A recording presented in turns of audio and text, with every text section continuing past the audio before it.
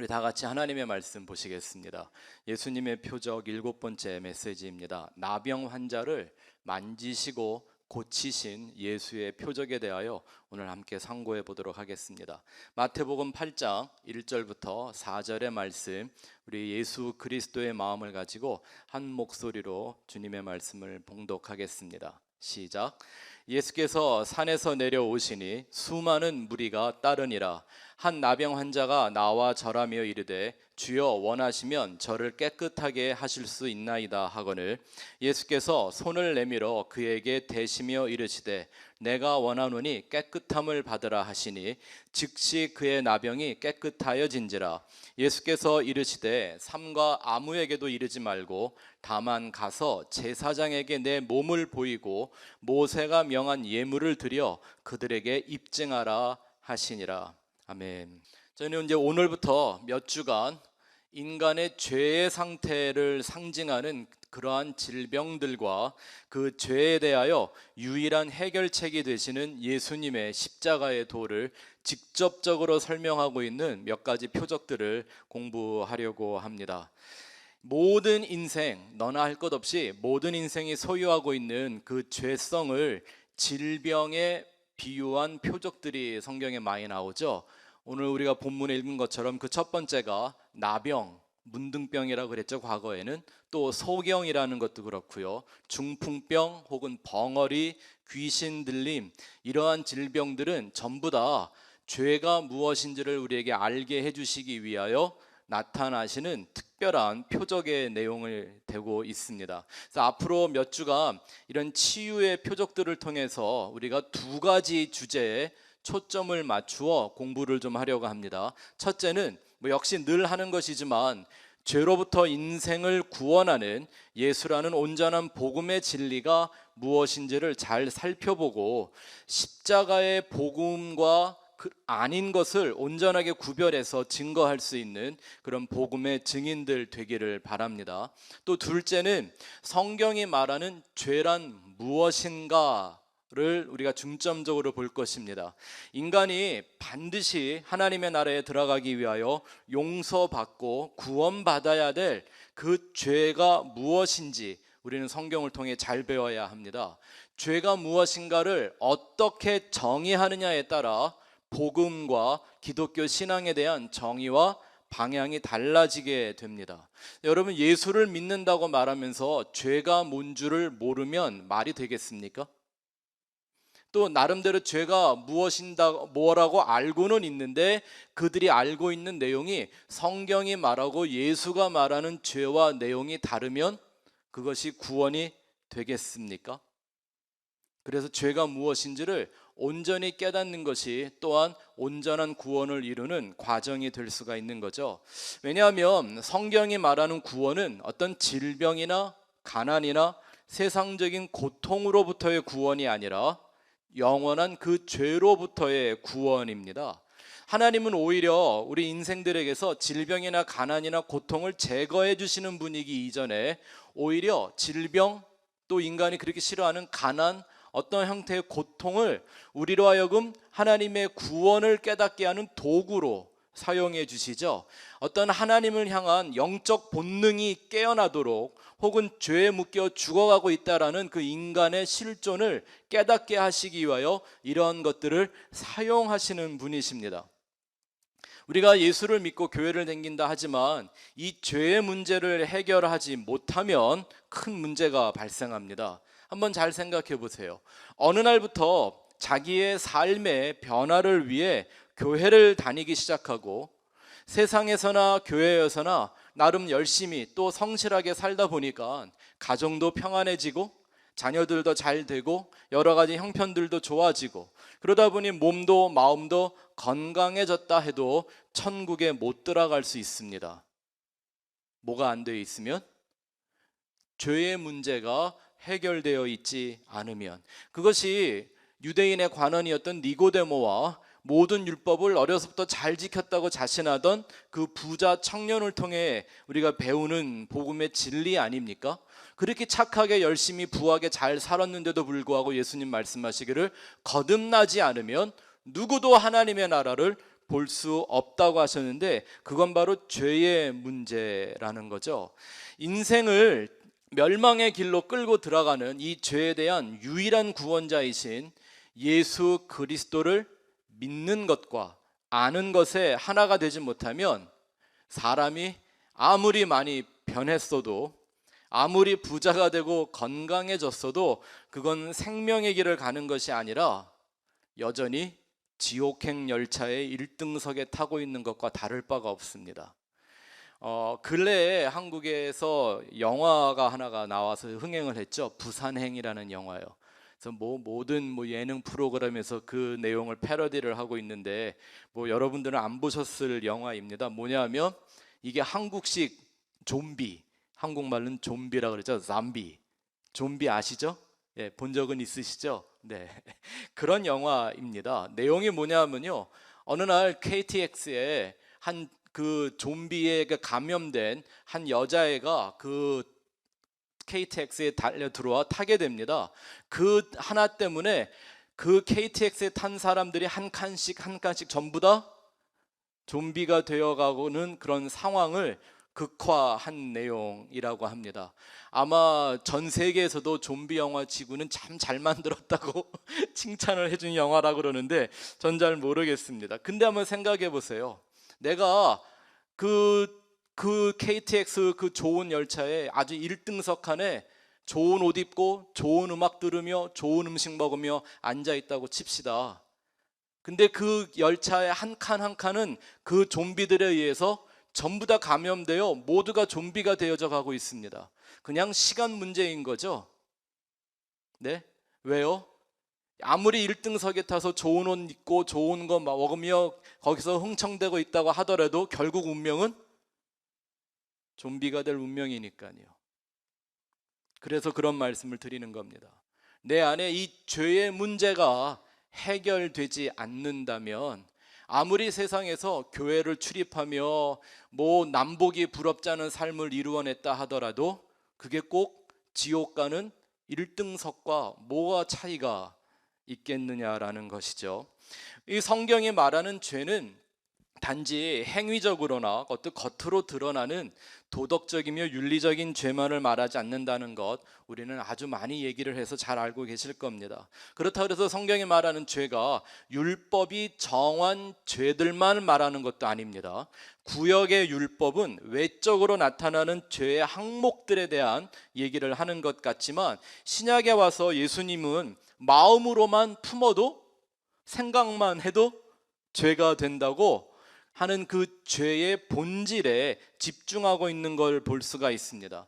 성경이 말하는 죄란 겉으로 드러나는 인간들이 말하는 그런 죄가 아니라 인간 본성의 중심에 뿌리 내리고 있는 죄성, sin nature라고 하죠.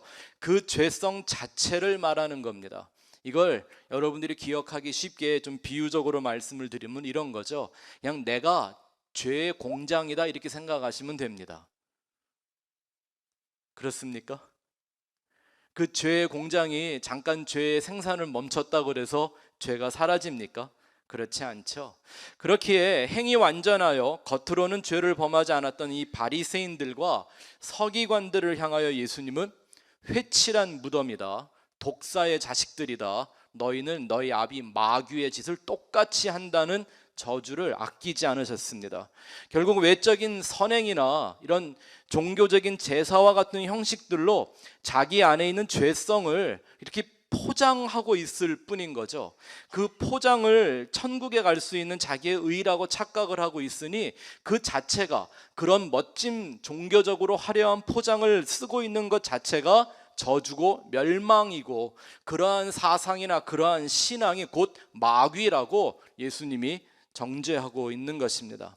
정말 두려운 건 오늘날 너무나 많은 교회나 교인들이 이러한 바리새인 신드롬에 빠져 있다라는 겁니다.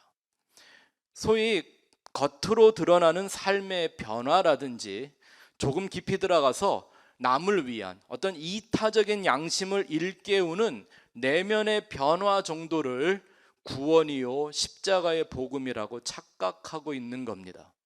여러분, 바리새인들이 열심히 안 했을까요? 정성을 다하지 않았을까요?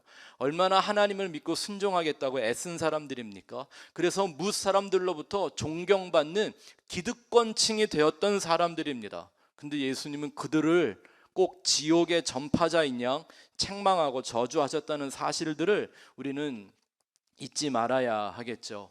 그래서 오늘 우리가 본문에서 읽은 이 나병, 과거에는 문둥병이라고 그랬었는데 이제 개역 개정 성경에서 나병이라고 이제 말을 바꿨는데요. 이 나병이라는 걸 통해 예수님이 전해 주시기 원하는 복음의 내용이 무엇이며 왜 그 나병을 죄의 본질로 비유했는지를 우리가 한번 잘 생각해 볼 수 있기를 바랍니다. 먼저 결론적인 얘기 하나를 말씀을 드리면, 여러분, 성경이 말하는 죄의 본질이란 하나님과 분리된 인생의 상태를 말하는 겁니다.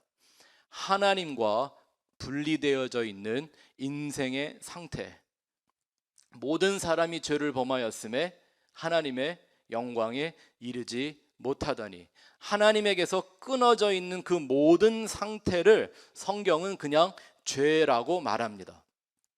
사람들이 말하는 선행을 했던 악행을 했던 그것이 문제가 아니라 하나님과 끊어져 있다면 그 자체가 죄라는 거죠. 성경을 한 구절 봅시다. 이사야서 59장 2절 말씀. 이사야 59장 2절 말씀 한번 같이 크게 읽겠습니다. 시작. 오직 너희 죄악이 너희와 너희의 하나님 사이를 갈라놓았고 너희 죄가 그의 얼굴을 가리어서 너희에게서 듣지 아니하시게 함이니라. 거기 밑줄을, 여러분 주보에 그 성구가 있죠. 밑줄을 좀 그어놓으시기 바랍니다. 사이를 냈다라는 겁니다. 사이를 냈다라는 게 뭐예요? 결국 하나님과 분리되게 해서 하나님과 하나가 되게 하지 못하게 했다라는 것이죠. 이게 바로 죄의 본질입니다. 하나님이라고 하는 그 의를 벗어나고 끊어진 모든 인생의 상태를 그냥 죄라고 성경이 말하는 겁니다. 그래서 이건 착하든지 혹은 종교적으로 헌신을 하든지 않은, 이건 그다지 큰 상관이 없습니다. 오직 자신을 부인하고 죄인일 수밖에 없는 자신을 부인하고 유일한 의이신 하나님 안으로 들어가 새로운 피조물로 거듭나지 않으면 그 상태가 그냥 죄입니다. 그런 인생들을 다 죄인이라고 성경이 말하는 거죠. 천국과 지옥이라는 게 어떤 곳입니까? 예? 천국은 뭐 토일렛도 금으로 만들어 놓고 그런 건가요? 그게 아니죠. 천국이란 하나님과 이렇게 영원한 연합의 축복을 누려서 우리 성도들이 하나님처럼 살게 되는 곳을 천국이라고 말하죠. 그러면 지옥은 뭐예요?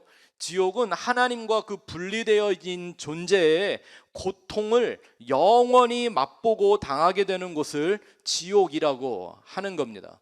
요한계시록 20장에 보면요, 첫째 사망 혹은 둘째 사망 이런 말씀이 나오는데 한번 좀 들어보셨죠? 첫째 사망이라는 게 뭐예요? 그것은 모든 사람들이 한 번은 경험하게 되는 육신의 죽음을 첫째 사망이라고 말하는 거고, 둘째 사망이라는 건 천국과 지옥으로 구별되는 영원한 심판을 의미하는 거죠. 그 계시록 말씀을 한번 보고 갈까요? 요한계시록 20장 11절부터 15절 말씀 한번 같이 읽겠습니다. 시작.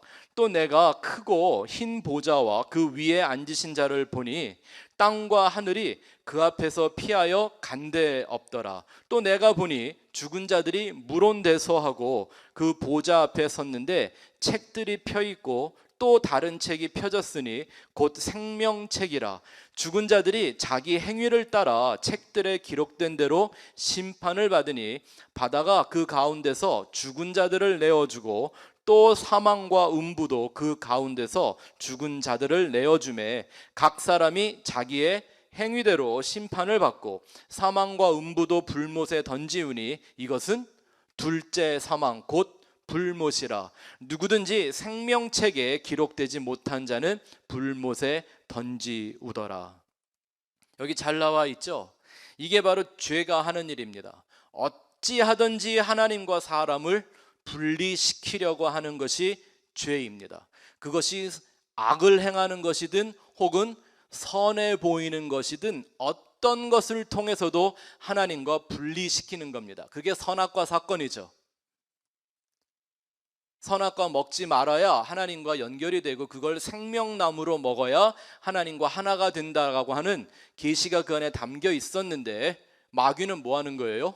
좋은 말로 설득해서 어떻게 하든지 인생을 하나님에게서 끊어내는, 그것이 바로 죄입니다. 그렇기 때문에 십자가의 복음이라는 건 그저 어떤 역사적인 예수를 기억하거나 그 예수의 업적이나 가르침을 본받고 따라가는 게 아닙니다. 그런 것은 전에도 말씀드렸지만 비폭력주의자라고 하는 간디와 같은 힌두교인도 잘했습니다. 아마 우리보다 더 잘했을 겁니다. 또한 공산주의를 만든 마르크스와 같은 사람도 역시 성경에서 다 배워낸 겁니다. 공산주의 이론이. 또 인류 최대의 박애주의자라고 칭송을 받고 있는 슈바이처 박사와 같은 사람들도 역시 그 예수의 가르침과 예수님 본받겠다고 하버드에서 5개인가 7개인가의 박사학위를 받은 그 사람이 모든 걸 버려두고 아프리카에 가서 그렇게 살다 죽었습니다. 근데 그는 죽으면서까지도 역사적 예수는 믿었지만 예수를 하나님의 아들, 곧 그가 하나님이라는 건 인정하지 않고 죽었습니다. 그들이 지금 다 어디에 가 있을까요? 천국에 있을까요? 아니잖아요. 하나님의 은혜와 진리에 의한 예수와의 영적인 연합, 그것만이 구원의 길이고 그것이 십자가의 도라고 하는 것입니다. 그 예수의 은혜와 그 진리 안에만 우리에게 영원히 주어지는 평안과 안식이 있다고 예수님이 우리에게 말씀해 주셨죠. 그런데 하나님과 분리되어 있는 이 영적인 아픔과 하나님과의 평화가 깨어진 그 고통을 느끼지 못하면서도 그저 인간의 욕심을 만족시키는 죄의 간교한 거짓과 속임수에 의해서 죽어가는 그런 인생들의 영적인 상태를 아주 잘 보여주는 병이 이 나병입니다. 그래서 예수님이 나병 환자를 고침으로써 복음의 내용을 계시해 주는데, 한마디 여러분들이 꼭 이해해야 되는 것은요, 질병을 고치는 예수님을 이 표적들을 갖고 제가 복음을 설명하지만 그런 병들이 다 죄 때문에 생겨났다라고 말하는 거 아니니까 이해를 하시고, 예수님이 나병이라는 표적을 갖고 마치 태양을 갖고 빛을 설명하듯이 이렇게 죄의 본질을 설명하시는 내용이라고 이해를 하셔야 합니다. 사실 모든 인생이요, 영적인 나병 환자들이죠. 예수의 치유가 절대적으로 필요한 죄인들이라는 사실을 설명하기 위해 예수님이 비유적으로 쓰신 질병이 나병인데, 왜 그런지 한번 설명을 드릴게요. 나병, 이건 우리가 과거에 문둥병이라 그랬습니다. 이 경상도에 가면 살벌한 애칭이 있죠. 이 문디자스가 왜 이렇게 무섭게 가까운 사람들을 문둥이라고 불렀는지 모르겠지만, 근데 지금은 좀 유식한 말로 한센병이라고도 하죠. 이 나병이라는 건 단순히 그냥 손가락이나 발가락이 녹아버리고 눈썹이 빠지고 귀가 떨어져 나가고 온몸에 진물이 흐르는 등 이런 외적인 현상으로만 생각하기가 쉬운데요, 그건 나병을 걸리면 밖으로 나타나는 병의 증세일 뿐이지, 그 나병의 실제 원인은 뭐냐 하면 피부나 말초신경 계통에 나균이 감염되는 것입니다.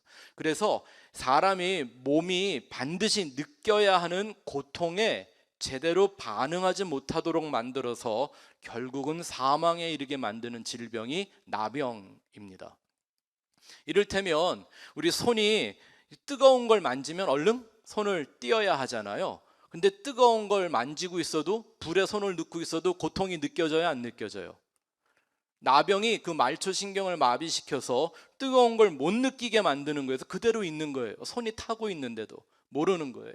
눈도 마찬가지입니다. 눈이라는 것은 항상 수분이 좀 있어야죠. 근데 눈이 마르고 가려우면 눈이 이렇게 스스로 깜빡이면서 수분을 보충해 줘야 되는데, 이 신경계통이 마비가 돼서요, 눈이 마르는지 수분이 필요한지도 몰라서 눈도 깜빡거리지 않다가 결국 눈이 시력을 잃고 썩어가게 되는 이런 질병을 바로 나병이라는 거예요. 신경을 마비시켜서 고통을 못 느끼게 만드는 겁니다. 그러니까 이 나병에 걸리는 환자들이 제일 바라는 건 뭘까요? 제발 고통을 느껴봤으면 이라는 거죠. 아프면 자기를 최대한 보호할 수 있기 때문입니다. 다 아시겠지만 우리 신경이 고통을 느끼는 것은 어떤 신체의 방어 체계이죠. 네? 어떤 형태이든 우리 신경계통은 고통을 느껴야만 몸은 그것에 대하여 반응하면서 그게 내적이든 외적이든 해결책을 마련하게 됩니다. 지금 이 시간에도 여러분들이 의식적으로 느끼든 못 느끼든 여러분의 뇌와 온몸에 퍼져 있는 이 신경계통은 끊임없이 서로 커뮤니케이트를 하면서 몸 구석구석에서 보내오는 수많은 고통에 대하여 자동적으로 반응을 하고 있습니다. 좀 오래 앉아 있다 보니까 허리가 불편하면 나도 모르게 허리를 틀게 되고, 지금처럼 눈도 껌뻑이시게 되고, 막 쏟아지는 졸음이 오면 하품을 하면서 내 몸에 이산화탄소를 내어 뿜기도 하고, 제 설교가 고통스러우면 그냥 자기도 하고 이렇게 사람은 자기 안에 있는 어떤 그런 고통을 느끼면서 반응하게 되어져 있는 거죠. 꼭 고통이라 해서 그게 아픈 것만 말하는 게 아니죠. 가려움도 마찬가지고, 인간은 모든 것에 대하여 이렇게 자기를 방어하는 신경계통을 갖고 있는 겁니다. 하지만 이 나병의 문제라는 게 뭐냐면, 사람의 몸에서 고통을 느끼는 이 신경계통을 마비시키는 겁니다. 그래서 사람의 몸을 가지고 있다면 반드시 느껴야 할 고통이 있는데 그걸 느끼지 못하게 마비시켜 죽여버리는 병이 나병이라는 거죠. 이게 바로 죄라는 영적인 문제와 똑같습니다. 사람이 사람의 영혼을 가지고 있다면 반드시 느껴야 할 영적인 고통들이 있습니다. 마치 부모를 잃어버린 어린아이가 두려움에 떨며 소리 높여 우는 것처럼 하나님이라는 그 창조주 아버지로부터 떨어져 나가 그 아버지와 하나 되지 못하여 지옥으로 서서히 끌려가고 있음에도 불구하고 그 영적인 고통과 두려움을 느끼지 못하도록 영혼의 신경을 마비시키는 겁니다. 그게 나병같이 역사하는 죄의 권세인 것이죠. 마치 나균이 우리 몸에 침투해서 내가 신경계통에 감염이 되면 손가락이 하나가 끊어져 나가고 눈동자가 썩어 들어가는데도 그 고통을 느끼지 못하고 서서히 죽어가는 것처럼, 내 안에 죄가 중독되면 내 영적인 감각을 완전히 마비시켜서 내가 하나님으로부터 점점 떨어져서 지옥으로 떨어져 나가고 있는데도 그 영적인 고통을 느끼지를 못하게 만든다라는 겁니다. 그런데 이 죄라는 것이 신기한 게 뭐냐 하면, 인간에게 고통을 주기보다는 때로는 쾌감이나 희열을 주는 게 문제입니다. 이건 저도 해봐서 잘 압니다. 제가 사춘기 시절 하나님을 철저하게 부인하며 내가 하고 싶은 거 다 해보다가 내 마음대로 살다 죽겠다고 결심하며 사춘기를 보냈는데, 만일 한번 생각해 보세요. 제가 나한테서 나타나는 그런 죄의 현상들을 볼 때마다 그게 부끄럽거나 창피하거나 어떤 모멸감 같은 이런 양심의 통증을 느꼈다면, 비록 어린 나이이긴 했어도 제가 8년이라는 시간을 그렇게 죄 가운데 살았을까요? 아니요, 안 창피하더라고요. 오히려 사람들이 손가락질하는 게 자랑스러웠고요. 나는 정말 내 뜻대로 내 맘대로 사는 인생이라는 걸 오히려 세상에 노래하고 싶었던 그런 때가 있었습니다. 이런 겉으로 드러나는 소위 사람들이 말하는 뭐 나쁜 짓이다, 못된 짓이다라고 하는 이런 죄뿐만 아니라 인간 안에는 하나님을 대적하는 인간의 욕망에 죄는 이상한 쾌감을 느끼게 해줍니다. 하나님을 대적하는 일들에 대하여 사람은 이상한 희열을 느끼게 해줍니다. 그게 죄가 하는 일이거든요. 그래서 성경에 나오는 그 바벨탑 역사가 있지 않습니까? 이 사람들이 그 쾌감과 그 희열에 무너지기 직전까지 바벨탑을 쌓아 올리고 있는 겁니다. 만일 그렇게 하나님을 대적하고 하나님에게 도전하는 것이 두려웠다면 그런 바벨탑을 쌓았을까요? 이런 것도 한번 생각해 보세요. 애굽의 바로 왕과 병사들이 이제 출애굽해서 광야로 나아가고 있는 그 이스라엘을 죽인다고 쫓아왔습니다. 이 사람들은요, 이미 10번이나 하나님에게 의해서 재앙을 맛보고 자신들의 모든 장자를 다 잃어버린 이런 상태입니다. 두렵지도 않아요? 그럼에도 불구하고 저 이스라엘 사람들을 다 죽이겠다고 전차와 마차를 대동하여 그들을 죽이겠다고 쫓아옵니다. 도대체 그런 객기가 어디서 만들어지는 걸까요? 옛날 얘기뿐만 아니라 이 시대의 사람들도 한번 생각해 보면 어떻습니까? 이 시대의 사람들이 하나님을 이렇게 부정하고 성경의 진리를 부정하며 조롱하는 이런 일들이 재미없으면 그렇게 열심히 하겠습니까? 이 죄라는 건 하나님을 대적하고 하나님을 부정하고 하나님을 조롱하기 원하는 이런 마음들은요, 이상하게 사람에게 알 수 없는 쾌감이나 이런 희열을 맛보게 해줍니다. 이게 바로 나병에 비유되고 있는 죄의 성질이기 때문입니다. 또한 나병이 보여주는 또 하나의 죄의 특성이 있다면 그건 전염성입니다. 다 잘 알고 계시죠? 이 나병은 아주 전염성이 강한 질병 중에 하나이기도 합니다. 이 말은 그렇다면 이 나병이 마치 나병이 없던 사람에게 전염되는 것처럼 죄가 없는 다른 이에게도 전염이 된다, 이런 뜻이 아니라 사실 모든 인생은 다 죄인이죠. 아멘. 우리 죄인 맞죠? 여기 죄인 아니신 분 계세요? 죄인이 아니신 분은 그분은 아마 사람이 아니고 유령일 겁니다. 죄인 아니면 보통 천국에 있으셔야 할 거니까. 우리는 다 죄인입니다. 어떤 죄인? 용서받은 죄인. 아멘. 구원받은 죄인인 것이죠. 이 죄라는 게 없던 사람한테 전염된다는 그런 뜻이 아니라 모든 사람들 속에 도사리고 있던 이 죄성을 깨어나게 만든다는 겁니다. 이건 단순히 나쁜 짓이나 못된 짓을 같이 하게 만든다라는 게 아닙니다. 오히려 선해 보이고 아주 착해 보이는 일들을 통해서도 죄는 전염이 된다라는 거죠. 그렇기에 성경은요, 비유적으로 이 나병에 대하여 아주 엄한 처방을 내리고 있는데, 레위기 13장, 14장 이 두 장이 이 나병, 문둥병에 대하여 어떻게 처리하라고 하시는지에 대한 말씀이 나오는데, 한 구절만 좀 보고 갈까요? 레위기 13장 44절에서 46절 말씀 한번 같이 읽어보겠습니다. 시작. 이는 나병 환자라 부정하니 제사장이 그를 확실히 부정하다고 할 것은 그 환부가 그 머리에 있음이니라. 나병 환자는 옷을 찢고 머리를 풀며 윗입술을 가리고 외치기를 부정하다 부정하다 할 것이요 병 있는 날 동안은 늘 부정할 것이라. 그가 부정한즉 혼자 살되 진영 밖에서 살지니라. 흥미로운 건 병이라는 건 의사에게 보여야 하잖아요. 그런데 나병이 걸리면 의사가 아니라 제사장에게 가라고 하나님이 율법을 만들어 주십니다. 왜죠? 이 나병이 상징하는 건 단순한 육적인 질병이 아니라 영적인 죄의 문제를 비유하고 있기 때문입니다. 오늘 우리가 읽은 본문에도 보면 예수님이 나병 환자를 치유해 주시면서 의사에게 가라고 안 그러고 누구에게? 네, 이 레위기 13장 14장에 나와 있는 말씀처럼 제사장에게 가서 율법이 정한 예물을 드리라고 합니다.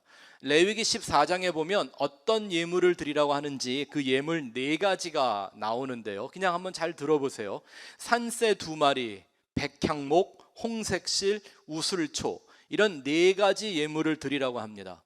우슬초라는 그것은요, 정결례식, 나를 깨끗하게 하고 죄사함을 상징하는 데 쓰이는 것이고요, 홍색실은 예수 그리스도의 십자가의 피를 상징하는 것이고, 백향목은 오직 하나님만을 향하여 나아가는 고든 신앙을 말합니다. 이 백향목이라는 나무가 유명한 건, 백향목은 절대 구부러지지 않고 하늘을 향해서만 똑바로 자라는 나무이기 때문이죠. 또 재미있는 게 뭐냐면 산새 2마리를 예물로 가져가라 그래요. 이 산새 2마리에 대해서는 다양한 해석이 있기는 하지만 나중에 한번 시간이 나면 이 예물들에 대하여 자세히 좀 설명을 드리려고 한 오늘은 시간이 없으니까요. 여러분이 한 가지만 이해하시면 이런 겁니다. 산새 2마리를 잡아서 예물로 가져가기가 쉬울까요? 어려울까요? 내가 문둥병 치료받았다고 어느 날 갑자기 부르지도 않은 산새 2마리가 내 집에 날라 들어와 주지 않잖아요. 어떻게 해야 돼요? 산으로 들러나가서 내가 그 새를 잡아서야만 예물을 드릴 수 있는 거거든요. 왜 이런 이상한 예물을 드리라고 하나님이 시켰을까요? 산새를 반드시 잡아서 자기의 문둥병의 그 나병의 치유됨을, 죄 사함을 입은 것을 입증하라는 그런 말씀의 내용이 담겨 있는 거겠죠. 나중에 좀 좋은 기회에 더 자세히 설명을 해드리기로 하고, 오늘 우리가 이해하기를 원하는 것은 이 나병이 걸린 것도 정말 힘들고 억울하고, 그런데 그에게 이렇게 잔인한 처방을 하시는 하나님의 마음입니다. 스스로 옷을 찢고 머리를 풀어 헤치고 자기 윗입술을 가리고 부정하다 부정하다라고 스스로 외치게 했습니다. 이 장면을 한번 생각해 보세요. 네, 이게 되겠습니까? 아랫입술을 윗입술을 가리면서 누가 자기 곁을 지나갈 때마다 스스로 나는 부정하다 부정하다 외치게 만들었습니다. 그리고 성 밖에 혼자 나가 격리되어 살게 만들었습니다. 왜요? 전염성이 있기 때문입니다. 자기의 질병을 스스로 인정하고 스스로를 부정하다라고 고백하게 만듭니다. 이게 자기를 부인하는 죄인들에게 반드시 필요한 내용이겠죠. 그런데 나의 그 부정함을 모르고 그 부정함을 감추고 사람들과 함께 살다가 보면 어떤 일이 생길까요? 반드시 누군가에게 전염이 되겠죠. 이게 아주 심각한 부분입니다. 이 나병의 전염성을 죄의 전염성으로 말할 때, 여러분, 죄라는 게 그냥 확실하게 드러나는 어떤 우상숭배나 부도덕하고 비윤리적인 죄를 범하는 것만 말하지 않습니다. 차라리 누가 봐도 이건 하나님의 진리와는 다른 거고 다른 신의 이름을 부르며 대놓고 죄를 짓는 것은 스스로 알기도 쉽고 그나마 회개할 수 있는 가능성이 있습니다. 근데 진짜 나병과 같은 문제는 어떤 거냐 하면 하나님의 이름과 율법을 빙자한 비진리에 빠져 있고 오히려 그런 것을 전염시키는 행위들이죠. 예수님이 이런 말씀하셨습니다. 누가복음 12장 1절부터 3절 말씀 가서 볼까요? 시작. 그동안에 물이 수많이 모여 서로 밟힐 만큼 되었더니 예수께서 먼저 제자들에게 말씀하여 가라사대 바리새인들의 누룩 곧 외식을 주의하라. 감추인 것이 드러나지 않을 것이 없고 숨은 것이 알려지지 않을 것이 없나니 이러므로 너희가 어두운 데서 말한 모든 것이 광명한 데서 들리고 너희가 골방에서 귀에 대고 말한 것이 집 위에서 전파되리라. 지금 예수님은 바리새인들의 누룩을 조심하라고 말했습니다. 누룩이 뭐예요? 다른 것도 변질되게 만드는 성분을 갖고 있는 곰팡이잖아요. 그래서 빵 만들 때 이걸 조금씩 쓰는 거죠. 근데 예수님은 바리새인들의 외식하는 그 모습을 그렇게 번지고 전염되는 누룩에 비유하셨습니다. 여러분, 외식이라는 게 뭐죠? 외식? 우리가 뭐 위선 이렇게도 말하는데 그건 겉과 속이 다른 걸 말하는 겁니다. 근데 한번 잘 생각해 보세요. 바리새인들이나 서기관들이 정말 우리가 생각하는 것처럼 그렇게 겉과 속이 다르게 위선적으로 외식적으로 행동하며 율법을 그렇게 철저하게 지켰을 거라고 생각하세요? 싫은데 억지로 했을 거라고 생각하시나요? 남들 눈치 보느라고 불편한 일을 할 수 없이 억지로 하고 있었다고 생각하세요? 그들이 율법을 지키는 그 마음, 하나님을 섬기겠다고 하는 그 마음이 예수를 십자가에 못 박아 죽이기까지 했던 그 신성모독이라고 하나님의 이름을 거룩히 지키고 싶었던 그들의 심정이 진심 아니었을까요? 잘 생각해 보세요. 그들의 순종과 희생이 정말 진심이 아닌데 그런 정도의 희생과 헌신들이 가능했을 거라고 생각하세요? 다른 종교 일들 한번 생각해 볼까요? 저같이 허리가 안 좋은 사람은 절대 믿지 못할 종교가 하나 있습니다. 뭐예요? 절 많이 해야 되는 불교죠, 불교. 예, 불교는 보통 절을 밥 먹듯이 해야 되잖아요. 전 절대 못 합니다. 불교에서 절을 언제까지 해요? 10,000번도 안 되죠. 10,000번. 여러분, 진심이 없는데 10,000번 절할 수 있어요? 맹목적으로. 네. 남 보여주려고 나도 절하는 사람이야 라는 걸 증명해 주려고 나도 열심히 있어 하고 증명하려고 100번, 200번을 할 수 있을지 모르겠어요. 근데 3,000번, 10,000번, 이게 자신의 정말 진심이 없이 할 수 있는 걸까요? 그렇지 않아요. 세월호 사건이 터졌을 때 진도 팽목항에서 광화문까지 삼보일배를 하는 무리들이, 행렬들이 있었습니다. 4개월 걸렸대요. 4개월. 그들이 외식하느라고 그걸 했을까요? 4개월이라는 기간 동안을 삼보일배를 했다. 여러분, 상상이 되세요? 자식을 잃어버린 어떤 부모가 이런 일을 그저 남보라고 위선적으로 외식적으로 할 수 있을까요? 가능해요, 그게? 아니에요. 진심이 아니면 할 수 없는 거예요. 그 당시 이 삼보일배를 하는 그 행렬들에 대한 기사가 하나가 있어서 제가 이걸 아직도 기억을 하고 있는데요. 불교인들만 삼보일배를 한 게 아니라 그 옆에는 천주교인들과 개신교의 인사들이 함께 그 행렬들과 동참을 했었습니다. 그런데 어떤 한 기자가 삼보일배를 하는 불교 신자들 옆에 그저 성경책 하나 달랑 들고 노래하면서 따라가고 있는 천주교인들과 개신교 인사들을 아주 비아냥대는 기사가 있었기 때문에 그걸 봐서 제가 지금 기억이 나는 겁니다. 예? 도대체 누가 정말 이 고통에 동참하고 있는가 막 이래가면서 그걸 가지고 마치 어떤 종교가 진짜 사람들의 고통과 아픔을 이해하는 종교인가 이런 식으로 비판하는 글을 써놔서 제가 아직도 그 사건을 기억하는데, 잘 생각해 보세요. 이런 노력과 정성이 위선적인 마음, 외식하는 마음 정도 갖고 이게 될 수 있는 일인가요? 안 그래요.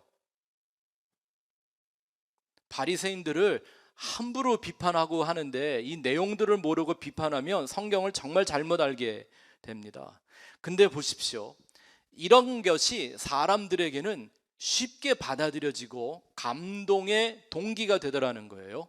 이런 인본주의적이며 자기의 행위를 의롭게 여기는 사상들은 성경이 말하기를 그건 십자가의 원수로 행하는 것이라고 말씀을 했는데도 불구하고 이러한 것들이 인간의 자존심이나 자기 스스로를 의롭게 여기고자 하고 하는 이런 타락한 본성에 아주 잘 맞죠. 이해도 잘 되고요. 설명도 많이 필요 없어요. 그냥 보여주면 감동을 받아요, 그런 건. 그죠? 그래서 십자가의 복음을 떠나지 말아야 할 교회들도 어느 순간 이러한 나병과 같은 질병에 전염되고 말았다라는 게 오늘 우리가 한번 잘 생각해보고 회개하고 돌이켜야 될 일입니다. 제 말은 열심히 교회 다니면서 착하게 살고 선행 많이 하고 이타적인 삶을 사는 게 나쁘다고 말하는 게 아니라 그것이 그냥 포장지일 경우 그 속에 죄의 문제는 여전히 해결되지 않고 내 안에 예수와 나는 하나로 연합되지 않았다면 그건 그 자체가 저주라고 성경이 말하는 걸 기억해야 한다는 거죠. 이사야서 64장 6절 말씀 한번 보시겠습니다. 이사야서 64장 6절 말씀 시작. 대저 우리는 다 부정한 자 같아서 우리의 의는 다 더러운 옷 같으며 우리는 다 쇠폐함이 잎사귀 같으므로 우리의 죄악이 바람같이 우리를 몰아가나이다. 아멘. 여러분, 이 말씀에 보니까 이사야가 스스로 얘기하기를 자기를 포함한 우리의 의는 다 더러운 옷 같다라고 되어 있습니다. 영어로는 filthy rag이라고 번역을 해놨는데 사실 원어에 보면요, 이건 우리 여성들이 생리할 때 사용하고 버리는 걸레를 의미하는 겁니다. 이사야가 자기를 포함한 우리의 의라고 지적한 그 의가 어떤 것이었을까요? 정말 더러운 걸레와 같다고 얘기한 그 의가 어떤 거였나요? 하나님 모르고 하나님을 대적하며 우상 숭배하며 부도덕하게 비유를 여기러 살았던 그걸 지금 말하고 있는 걸까요? 아니요, 이사야는 성전에서 일하는 제사장이었지 않습니까? 우리는 이사야가 하나님을 성전에서 만났던 장면을 잘 알고 있습니다. 그가 하나님을 제대로 만나고 보니까 그가 가장 먼저 한 회개가 뭐였죠? 나 화로다, 나로 망하게 되었도다. 입술이 부정한 자 중에 내가 하나님을 보았다라고 자기도 모르는 회개를 하는 거예요. 아니, 이 사람이 도대체 그 입이 얼마나 더러웠길래 하나님 보자마자 제일 먼저 회개한 게 입술이 부정했다고 얘기를 한 거였을까요? 아니, 성전의 제사장으로 살던 그 이사야가 입에 세상에 하는 상욕이나 이런 더러운 말들을 달고 살았다는 그런 말일까요? 사기꾼 같았을 것 같아요. 거짓말장이었나요? 아니요, 그 말이 아니잖아요. 그가 부정하다고 생각하는 게 뭐예요? 지금까지는 내가 이게 하나님을 섬기는 거고 이게 하나님을 믿는 거고 이게 하나님이 우리에게 열어주신 구원의 길인 줄 알고 떠들고 가르쳤던 모든 얘기들이 하나님을 만나보니까 내가 내 입으로 헛소리 했다라는 걸 깨닫는 거죠.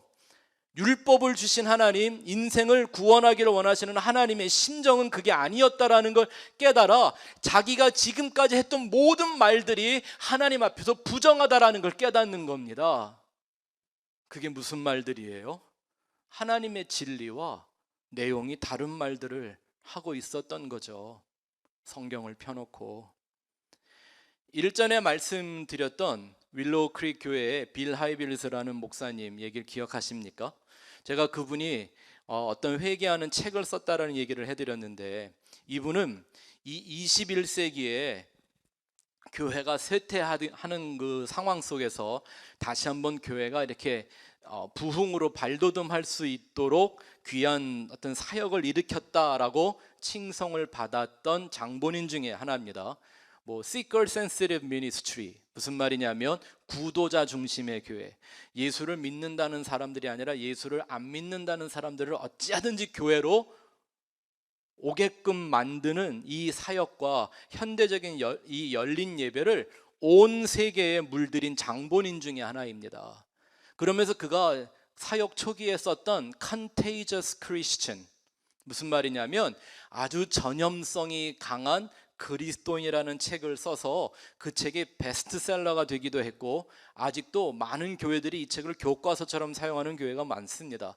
내용이 뭐냐면 예수라는 복음을 전도하고 교회를 오게끔 만들게 하기 위해서 우리 한 사람 한 사람 그리스도인들이 누구라도 본받고 싶고 칭찬할 수 있는 선한 사마리안 같은 그런 삶을 살아야 한다는 내용입니다. 좋죠, 내용 자체는. 그런데 그렇게 해서 수만 명, 수십만 명의 성도를 모았고 전 세계에서 가장 21세기의 전도자라고 칭송을 받았던 이 사람이 얼마 전, 몇 년 전에 그 자기 교인들의 실태를 바라보면서 나는 실패한 목회자입니다라는 고백을 했습니다. 그렇게 해서 자기 교회에 한 주일이면 수만 명이, 10만 명에 가까운 사람들이 출입을 하는 교회를 만들어냈는데, 그들의 삶을 살펴보니까 그들이 비록 교회적이고 종교적인 자존심은 충만한데 정작 예수가 누군지는 제대로 알지도 못하고 십자가의 은혜와 진리가 무엇인지 모르는 채 교회를 열심히 다니는 교회주의자들이 되어 있다라는 사실을 발견하고 그가 하나님 앞에 엎드려 나는 실패한 목회자라고 하는 회개하는 책을 썼습니다.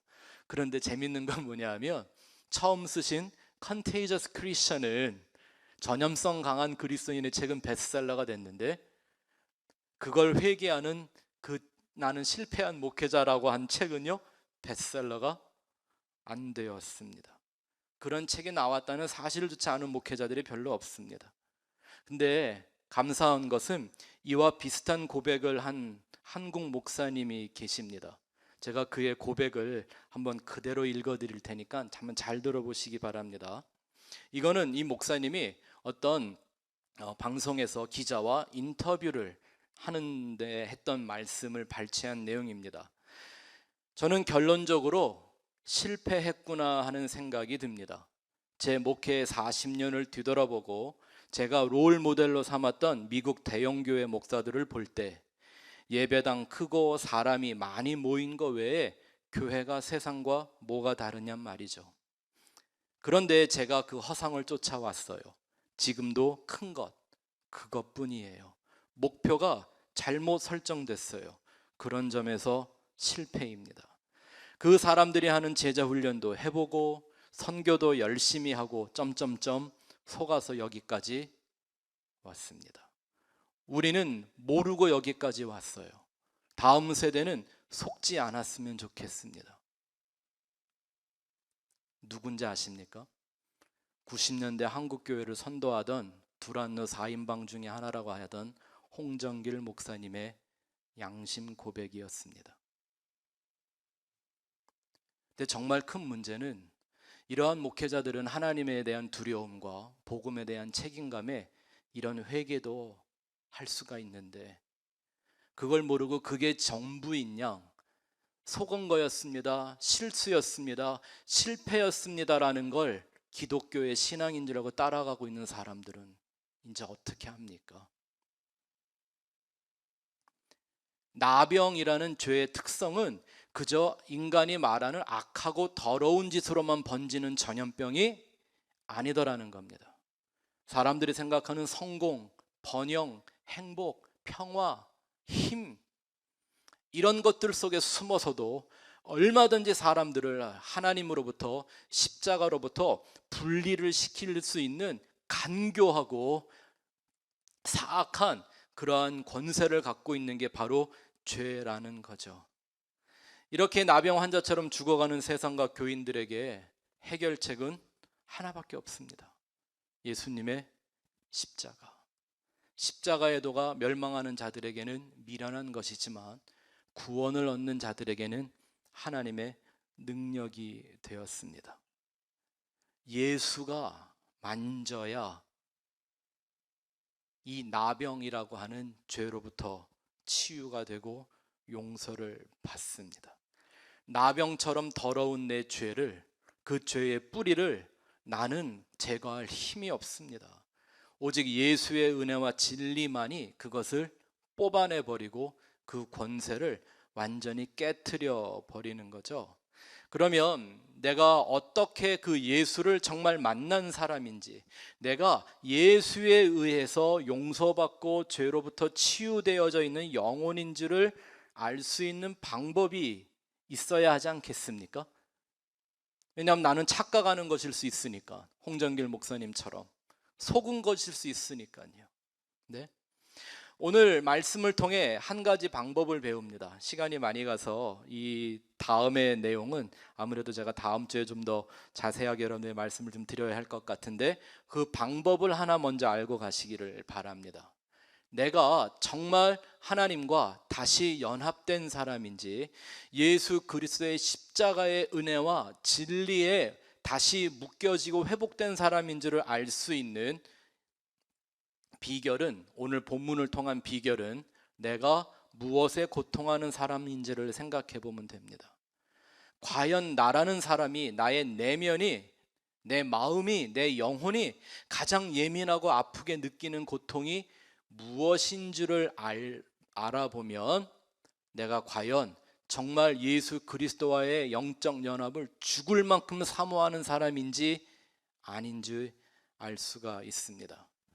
이 나병 환자가 예수님을 만나서 예수님에 의해서 치유를 받아서 몸이 깨끗해졌습니다. 근데 이 나병 환자, 고침받은 나병 환자에게 이제 문제가 하나 생겼습니다. 뭐죠? 지금까지는 느끼지 않아도 되었던 고통과 아픔들을 느끼기 시작하다라는 겁니다. 전에는 누가 때려도 아프질 않았는데 이제 누가 때리면 아파요. 전에는 밥을 먹다가 혀를 씹어도 혀가 끊어져 나가도 아픈 줄 몰랐는데 이젠 살짝만 씹혀도 아파요. 근데 생각해 보십시다. 이 나병 환자가 그 고통을 힘들어했을까요? 기뻐했을까요? 아플 때마다 내 몸이 아파요. 구석구석에서 통증이 느껴져요. 도대체 안 아픈 구석이 없어. 머리끝부터 발끝까지. 이 나병 환자의 마음이 어땠을까요? 그 고통이 뭐였겠어요? 고통이 기쁨이잖아요. 그 고통이 치유의 증거이지 않습니까? 아픔이 내가 예수 그리스도로 인하여 고침받았다라는 증명을, 열매를 맺어주고 있는 것 아닙니까? 이와 같이 성도들이라면 하나님의 자녀로 회복되고 예수 그리스도의 은혜와 진리에 하나 된 사람이라면 그들이 반드시 느끼게 되는 거룩한 영적 고통이 있습니다. 한 가지만 말씀드리면 이런 거죠. 예수님을 아프게 할 수 있는 건 아무것도 없었습니다. 예수님이 하나님의 아들이요 전지전능한 하나님의 아들이로 이 땅에 오셨어서 그가 가장 고통했던 순간이 언제였죠? 다른 때는 예수님이 힘들다, 아프다, 고통한다 이런 엄살을 부리신 적이 없습니다. 근데 한순간 정말 부모에게서 떨어지는 어린아이처럼 울부짖은 적이 있습니다. 엘리 엘리 라마 사박다니, 하나님 하나님 어찌하여 나를 버리셨나이까. 우리 인간의 자리에서 죄인을 대신하여 하나님과 끊어진 그 고통과 저주를 맛보는 그 순간 예수님에게 그거보다 큰 고통은 없었습니다. 여러분의 심령이 그 고통을 맛보고 있습니까? 우리가 다음 주에 하나님의 성도들이 나병 환자와 같은 이 죄에서 해방을 받았다면 우리 안에서 느껴져야 되는 영적 고통이 무엇인가를 함께 생각하는 시간들을 갖도록 하겠습니다. 한 주간 동안 이 말씀을 붙들고 여러분을 만지시고 고치시는 예수 그리스도와 하나된 삶이 이루어지기를 주의 이름으로 축원합니다.